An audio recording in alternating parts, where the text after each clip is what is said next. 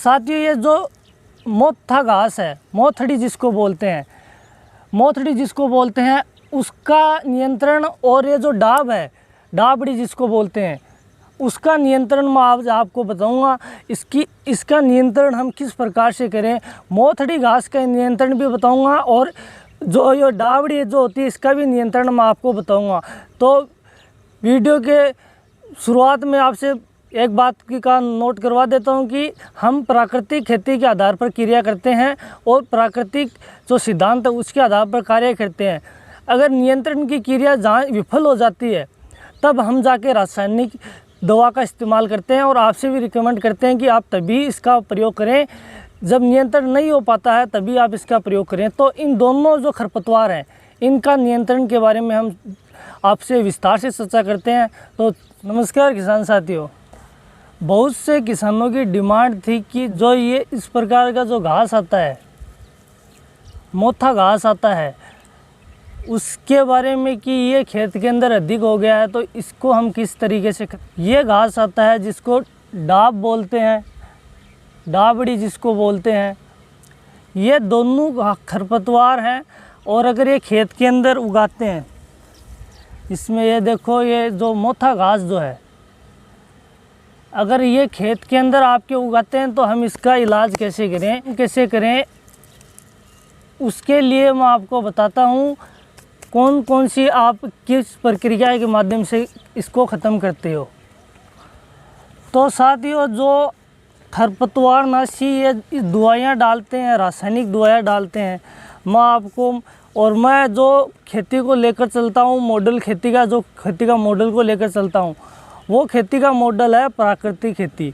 और प्राकृतिक खेती में मारने की क्रिया नहीं होती, नियंत्रण की क्रिया होती है।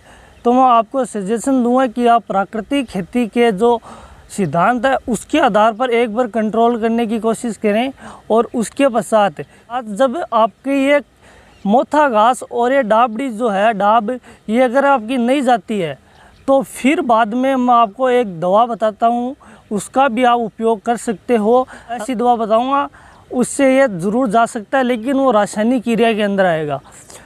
तो साथियों, पहले तो हम खरपतवार को मुख्य रूप से ऐसे समझ लें कि खरपतवार क्यों आते हैं। एक बात आपको नोट करवा देता हूँ कि रासायनिक खेती से खतरनाक खेती है जैविक खेती। इसके कारण क्या है कि जैविक खेती के अंदर अंधाधुंध मात्रा में गोबर खाद का उपयोग किया जाता है, जिसमें से करोड़ों प्रकार के घास के बीज आते हैं और खेत में अनेकों प्रकार के घास के बीज हो जाते हैं और फसल बिल्कुल भी बढ़ नहीं पाती है। तो रासायनिक खेती के से ज़्यादा खतरनाक जैविक खेती है, जबकि जो प्राकृतिक खेती है वो मानकर चलती है कि कोई भी घास और खरपतवार जो है, किसी भी निमंत्रण के बिना खरपतवार नहीं आता। तो निमंत्रण हम किसके माध्यम से देते हैं? गोबर के माध्यम से निमंत्रण देकर खेत में डालते हैं, जिसमें लाखों प्रकार के बीज होते हैं जो ज़मीन के अंदर जाने के पश्चात भी समाधि अवस्था में 6 साल तक रहते हैं। तो कब भी उसको अच्छी प्रकार से पानी मिले तब वो 6 या 7 10 साल तक वो उगते रहते हैं, बिल्कुल भी ख़त्म नहीं होते। तो हम शुरू करते हैं पहले कि जो प्राकृतिक खेती है उसके आधार पर इसको कंट्रोल कैसे करें। डाब को देखो, प्राकृतिक सिद्धांतों पर चलने का कारण ये भी है कि प्राकृतिक खेती जो जैविक खेती है और रासायनिक खेती उससे थोड़ी अलग है। इसमें मारने की क्रिया नहीं होती, नियंत्रण की क्रिया होती है। तो नियंत्रण इसमें काष्ठ आच्छादन के माध्यम से किया जाता है। फसल को जो आजकल जो प्लास्टिक से मल्चिंग करते हैं लोग जैविक खेती में, तो उसी तरह प्राकृतिक खेती के अंदर काष्ठ आच्छादन करते हैं। तो उसमें क्या होता है कि जो गेहूं की पराली हो या फिर धान की पराली हो, उसको अच्छी प्रकार से जो भी हम फसल उगाते हैं उसके ऊपर बिछा देते हैं, जिससे हुमस की निर्मित भी होती है। और जो खेती के अंदर उत्पादन के लिए, जो पौधों को, फसलों को उत्पादन के लिए हुमस की आवश्यकता होती है, तो धरती में पोषण का भंडार ही हुमस है और पौधे के लिए। तो अगर हम क्या करते हैं कि उसके अंदर क्या करते हैं कि हम प्लेवा वगैरह लगा देते हैं और ऐसा ज़मीन को उखाड़ देते हैं, जिससे ज़मीन की जो हुमस है वो प्रकाश के माध्यम से, प्रकाश के अधिक तापमान से वो कार्बन तत्व जो भी हैं हमारे वो उड़ जाते हैं और भूमि के अंदर जो भूमि की उर्वरा क्षमता है वो ख़त्म हो जाती है। प्राकृतिक खेती के अंदर ना के बराबर जो कार्य जो ट्रैक्टर जो कार्य करता है, प्राकृतिक खेती के अंदर जो देसी केंचुए और जो करोड़ों अनंत प्रकार के जीव हैं, जो देसी केंचुए हैं, वो अनंत छेद ज़मीन के अंदर करते हैं। वो तो उसमें मारने की क्रिया नहीं होती, नियंत्रण की क्रिया होती है। और वो उस प्रक्रिया के आधार पर मैं आपको ये बता रहा हूँ कि आप मोथा घास को और जो डाबड़ी घास है उसको नियंत्रण कैसे करें। तो साथियों, पहला तो मैं आपसे रिकमेंड करूँगा कि आप अच्छी प्रकार से पलेवा लगा दो। पहले अगर आपके ज़्यादा हो गया तो मई और जून के महीने में तापमान 40 सेंटीग्रेड से भी अधिक तापमान होता है, उस समय आप अच्छी प्रकार से खेत में गहरा पलेवा लगा दो और उसको छोड़ दो, क्योंकि उस वक्त इसकी जो नीचे से जड़ें जो हैं वो उखड़ जाएंगी और तापमान के अधिक के कारण वो अच्छी प्रकार से सूख जाएगा और 2-3 महीने अच्छी प्रकार से वो पड़ा रहेगा तो वो गल भी जाएगा। तो एक तो नियंत्रण अगर कम मात्रा में है तो उसको नियंत्रण इस प्रकार से कर सकते हैं।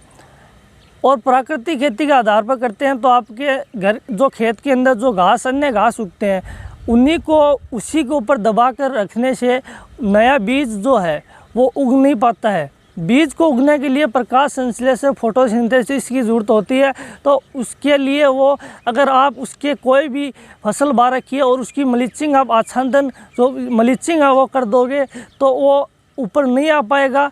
और फसल तो आप फसल की जो मल्चिंग करते हो, जैसे कई जो बागवानी की फसलें हैं उसके ऊपर मल्चिंग करते हैं, तो उसी भांति आप अगर गेहूं की पराली हो या फिर धान की पराली हो या फिर अन्य किसी की भी जो पराली हो उससे आच्छादन कर दोगे तो घास जो है वो नहीं उगेगा।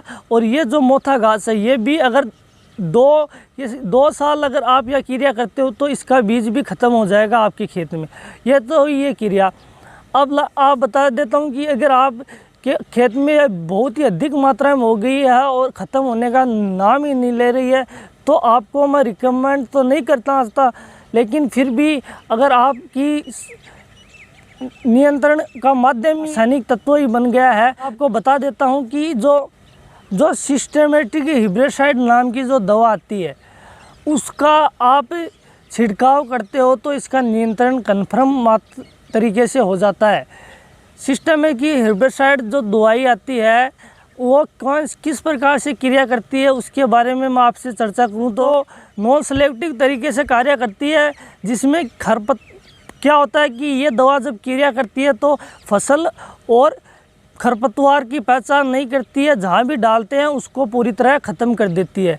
तो इस दोनों जो डाबड़ी है और जो डाब है और जो मोथा घास है मोथड़ी, तो इसको नियंत्रण के लिए सिस्टेमिक हर्बिसाइड जो है उसका आप छिड़काव कर सकते हैं। और 8 दिन के अंदर पहले क्या करेंगे कि अच्छी प्रकार से इसको पानी देकर हरा भरा करके और उसके पश्चात आप इसका छिड़काव कर दें। छिड़काव करने का तरीका जो विधि है वो जो रासायनिक लोग जो दुकानें हैं वहाँ पर आप वो बता देंगे आपको, क्योंकि हम ऐसी खेती न तो करते हैं और न ही किसी को सजेशन देते हैं।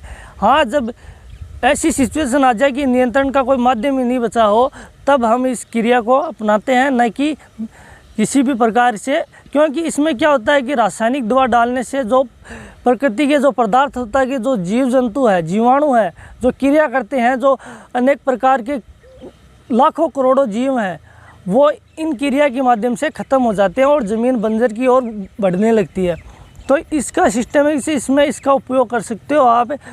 और इसके साथ एक दवा और आती है राउंडअप, उसका भी आप उपयोग कर सकते हो। वो भी एक नॉन सेलेक्टिव दवा है जो किसी भी प्रकार के घास को नष्ट कर देगा। तो यही 2 माध्यम है। और तीसरा जो दूब है उसका भी नियंत्रण आप इसके माध्यम से कर सकते हो। तो ये जो मैं आपको बताया है सिस्टेमिक हर्बिसाइड और जो राउंडअप है उसका आप प्रयोग कर सकते हो। इससे ये मोथा घास और डाबड़ी घास अच्छी प्रकार से चला जाएगा। तो आपके ऊपर निर्भर होता है कि आप किस तरीके से कौन सी प्रक्रिया कौन सी विधि को अपनाते हैं। आपके कम मात्रा में उगा हुआ है तो मैं आपको कहूँगा कि काष्ठ आच्छादन या फिर मैं बात करूं आपकी कास्टाइजेशन या फिर जो गहरा पलेवा लगा दो मई और जून में आपका चला जाएगा, और फिर भी नहीं जा रहा है तो आपको जो दवा बताई है उसको आप उसी अपने जो 16 लीटर टैंक की जो बात आती है खरपतवार के लिए छिड़काव के लिए जो मशीन आती है उसके अंदर डालकर जिस पौधे का है उसी जगह डालें, अन्य जो ज़मीन है उसके नीचे नहीं डालें, क्योंकि उसी को ही ख़त्म करना है हमें और किसी खरपतवार को ज़मीन के पूरे के ऊपर छिड़काव नहीं करना है। तो साथियों, जानकारी कैसी लगी? इसी जानकारी में आपसे इतनी चर्चा करूँगा। चैनल को अभी से सब्सक्राइब कर लो, नए नोटिफिकेशन आते रहेंगे। तो मिलते हैं हम नेक्स्ट वीडियो में, तब तक के लिए आपको नमस्कार।